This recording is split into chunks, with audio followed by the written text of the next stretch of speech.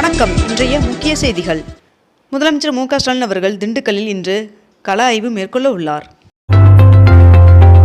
ஹெத்தையம்மன் பண்டிகையொட்டி நீலகிரி மாவட்டத்திற்கு இன்று உள்ளூர் விடுமுறை அறிவிக்கப்பட்டுள்ளது.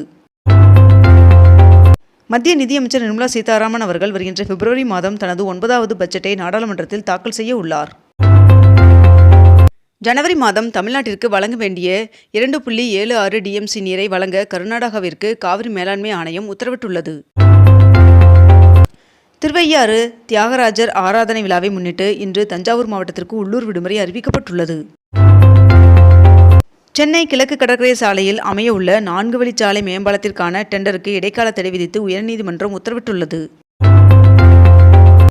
தமிழகத்தில் கோடை காலத்தின் மின் தேவையை பூர்த்தி செய்யும் வகையில் அனல் மின் நிலைய திட்டங்களை விரிவுபடுத்த திட்டமிட்டிருப்பதாக தகவல் வெளியாகியுள்ளது.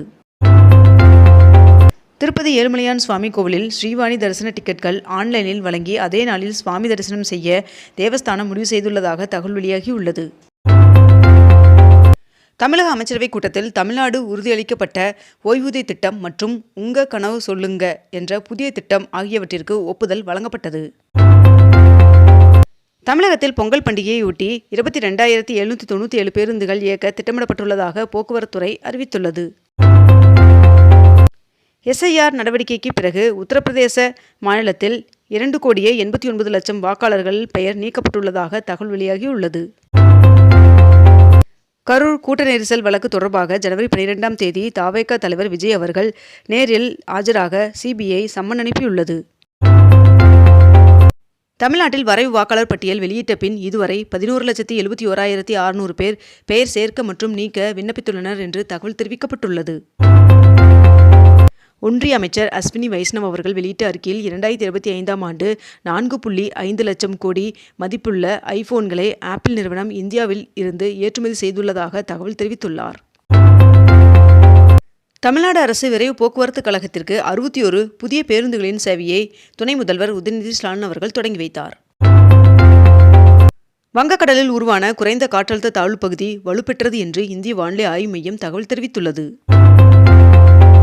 22 கேரட் ஆபண தங்கத்தின் விலை சவரனுக்கு 560 ரூபாய் அதிகரித்து ஒரு சவரன் 1,02,640 ரூபாயாகவும் 1 கிராம் 12,830 ரூபாய்க்கும் விற்பனை செய்யப்பட்டு வருகிறது.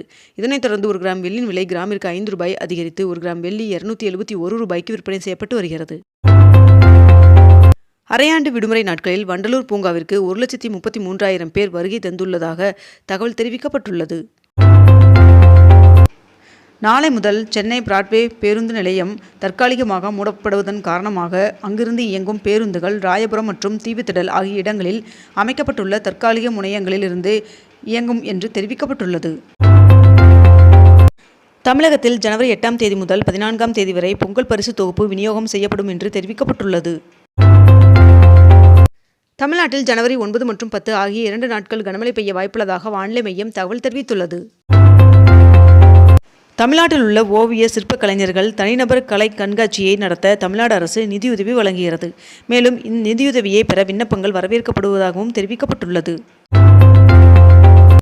சென்னையில் உள்ள 1373 பேருந்து நிறுத்தங்களிலும் நேற்று தூய்மைப் பணிகள் மேற்கொள்ளப்பட்டன. கோவையில் மேற்கண்ட இந்த 3 இடங்களில் 3 அடுக்கு வாகன நிறுத்தமிடங்கள் அமைப்பதற்கான விரிவான திட்ட அறிக்கை தயாரிக்கப்பட்டு வருகிறது. மெய்யூரில் 4 கோடியில் பன்னோக்கு அரங்கம் கட்டும் பணியை அமைச்சர் ஏவா வேலு அவர்கள் தொடங்கி வைத்தார். ஆம்பூர் அருகே சோழர் காலத்தை சேர்ந்த 2 புலிக்குத்தி பட்டான் நடுக்கற்கள் கண்டெடுக்கப்பட்டுள்ளன. வடசென்னை வளர்ச்சி திட்டத்தில் 800 கோடியில் பல்நோக்கு போக்குவரத்து வசதி வளாக பெருந்திட்டம் பிராட்வே பகுதியில் செயல்படுத்தப்பட உள்ளதாக தகவல் வெளியாகியுள்ளது. சென்னை மாநகர பகுதிகளில் 623 மெட்ரிக் டன் பழைய சோஃபா மற்றும் மெத்தைகள் அகற்றப்பட்டுள்ளதாக தெரிவிக்கப்பட்டுள்ளது. பூந்தமல்லி வடபழனி இடையே அடுத்த மாதம் ரயில்கள் இயக்க முடிவு செய்யப்பட்டுள்ளதாக தகவல் வெளியாகியுள்ளது. டெல்லியில் புத்தர் நினைவு கண்காட்சியை பிரதமர் நரேந்திர மோடி அவர்கள் தொடங்கி வைத்தார். கல்லூரி மாணவர்களின் திறன் வளர்ச்சி மற்றும் டிஜிட்டல் முன்னேற்றத்திற்காக மடிக்கணினிகள் வழங்கும் திட்டத்தை முதலமைச்சர் மு க ஸ்டாலின் அவர்கள் தொடங்கி வைத்தார். தமிழ்நாட்டில் பொங்கல் பரிசு தொகுப்புடன் 3000 ரூபாய் ரொக்கப்பணம் வழங்கப்படும் என்று முதலமைச்சர் மு க ஸ்டாலின் அவர்கள் அறிவித்துள்ளார். தமிழ்நாட்டில் வீடு வீடாக சென்று பொங்கல் தொகுப்பு டோக்கன் விநியோகம் செய்யும் பணி தொடங்கியது. அறநிலைத்துறை சார்பில் 108 கோடி ரூபாய் மதிப்பீட்டிலான 19 புதிய திட்டப் பணிகளுக்கு முதலமைச்சர் மு க ஸ்டாலின் அவர்கள் அடிக்கல் நாட்டினார். திருவண்ணாமலையில் சோழர் கால ஊற்று கல்வெட்டு கண்டுபிடிக்கப்பட்டுள்ளது. 2036ஆம் ஆண்டு இந்தியாவில் ஒலிம்பிக் போட்டிகளை நடத்த முயற்சிகள் மேற்கொள்ளப்பட்டு வருகின்றது என்று பிரதமர் நரேந்திர மோடி அவர்கள் தெரிவித்துள்ளார். வெனிசுலா அதிபர் கைது செய்யப்பட்டதற்கு அமெரிக்க முன்னாள் துணை அதிபர் கமலா ஹாரிஸ் அவர்கள் கண்டனம் தெரிவித்துள்ளார். கள்ளக்குறிச்சி மாவட்டம் ரிஷிவந்தியம் ஒன்றியத்தை பிரித்து வானாபுரம் ஒன்றியம் உருவாக்கி அரசாணை வெளியிடப்பட்டுள்ளது. தமிழகம் முழுவதும் 9248 கடைகளில் இருந்து தடை செய்யப்பட்ட 15 டன் பிளாஸ்டிக் பறிமுதல் செய்யப்பட்டு 12 லட்சம் ரூபாய் அபராதம் விதிக்கப்பட்டுள்ளது. பொங்கல் பண்டிகையை முன்னிட்டு வருகின்ற 8ஆம் தேதி முதல் சிறப்பு ரயில்கள் இயக்கப்படும் என்று தென்னக ரயில்வே அறிவித்துள்ளது. தமிழகத்தில் அரசு அலுவலர்கள் மற்றும் ஆசிரியர்களுக்கு புதிய அறிவிப்பின்படி கடைமாத ஊதியத்தில் 50% ஓய்வூதியமாக வழங்கப்படும் என்று அறிவிக்கப்பட்டுள்ளது. தமிழ்நாட்டில் 11 கோவில்களில் 18 புதிய திட்டப் பணிகளுக்கு முதலமைச்சர் மு க ஸ்டாலின் அவர்கள் அடிக்கல் நாட்டினார்.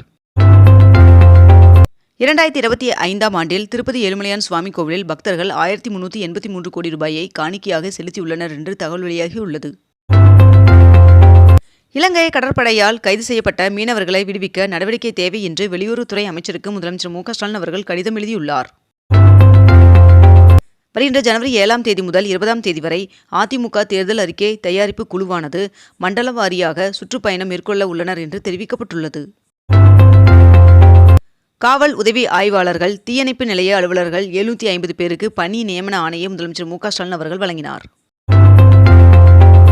அண்ணா அறிவாலயத்தில் திமுக தேர்தல் அறிக்கை மொபைல் செயலியை முதலமைச்சர் மு க ஸ்டாலின் அவர்கள் தொடங்கி வைத்தார்.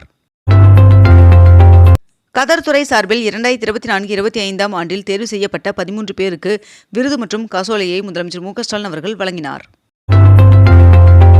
தமிழ்நாடு தொழில் வளர்ச்சியில் புதிய உச்சத்தை எட்டியுள்ளதாகவும் 2025ஆம் ஆண்டில் மட்டும் 2 லட்சம் கோடி மதிப்பிலான தொழில் முதலீடுகள் மாநிலத்திற்கு ஈட்டப்பட்டுள்ளதாகவும் தொழில்துறை அமைச்சர் TRB ராஜா அவர்கள் தெரிவித்துள்ளார். எலக்ட்ரானிக்ஸ் உதிரி பாகங்கள் திட்டத்தின் கீழ் 41,863 கோடியில் 22 திட்டங்களுக்கு ஒப்புதல் வழங்கப்பட்டுள்ளதாக தகவல் வெளியாகியுள்ளது.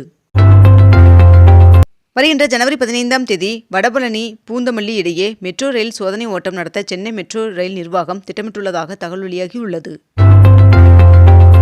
3 கோடி ரூபாயில் கட்டப்பட்ட பெரிய சூரியூர் ஜல்லிக்கட்டு மைதானத்தை வருகின்ற ஜனவரி 15ஆம் தேதி துணை முதல்வர் உதயநிதி ஸ்டாலின் அவர்கள் திறந்து வைக்க உள்ளார் என்று தகவல் வெளியாகியுள்ளது. இத்துடன் இன்றைய தலைப்புச் செய்திகள் நிறைவடைகின்றன. மேலும் இதுபோன்ற அண்மை தகவல்களை உடனுக்குடன் தெரிந்து கொள்ள அக்னிபூ சேனலை சப்ஸ்கிரைப் செய்து கொண்டு தொடர்ந்து இணைந்திருங்கள். நன்றி, வணக்கம்.